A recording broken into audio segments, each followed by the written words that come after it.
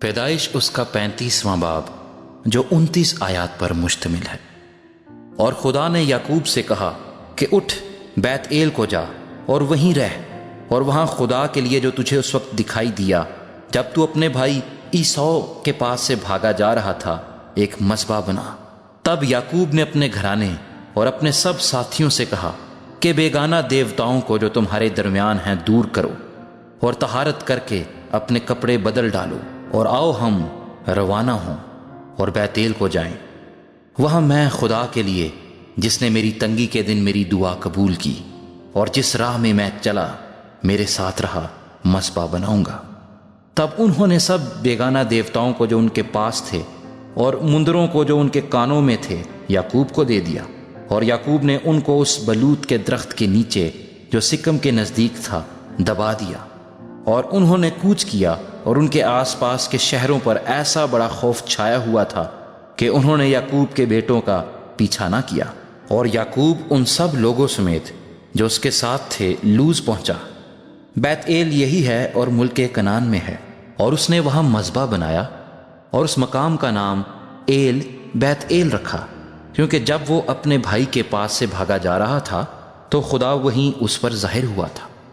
اور ربکا کی دایا دبورہ مر گئی، اور وہ بیت ایل کی اترائی میں بلوت کے درخت کے نیچے دفن ہوئی، اور اس بلوت کا نام الون بکوت رکھا گیا۔ اور یعقوب کے فدان ارام سے آنے کے بعد خدا اسے پھر دکھائی دیا اور اسے برکت بخشی، اور خدا نے اسے کہا کہ تیرا نام یعقوب ہے، تیرا نام آگے کو یعقوب نہ کہلائے گا بلکہ تیرا نام اسرائیل ہوگا۔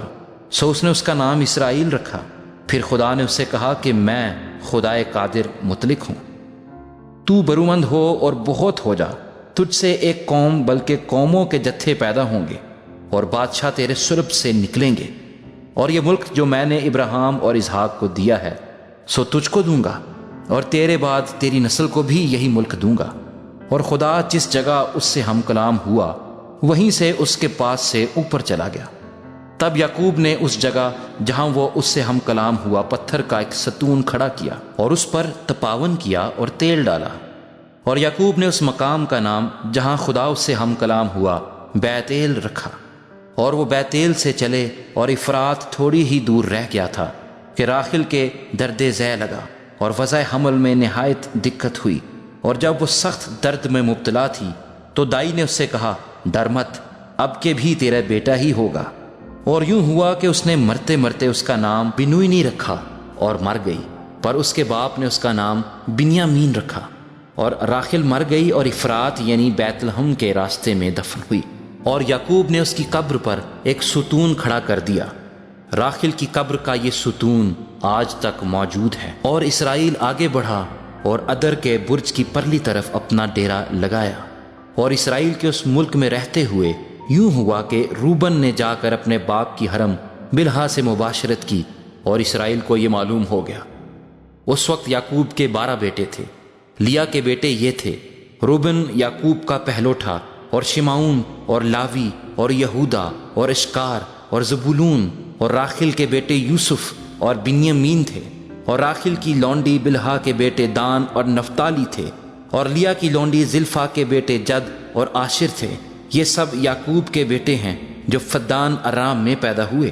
اور یعقوب ممرے میں جو کریت اربا یعنی حبرون ہے جہاں ابراہیم اور اسحاق نے ڈیرا کیا تھا، اپنے باپ اسحاق کے پاس آیا۔ اور اسحاق 180 برس کا ہوا، تب اسحاق نے دم چھوڑ دیا اور وفات پائی، اور بوڑھا اور پوری عمر کا ہو کر اپنے لوگوں میں جا ملا، اور اس کے بیٹوں عیسو اور یعقوب نے اسے دفن کیا۔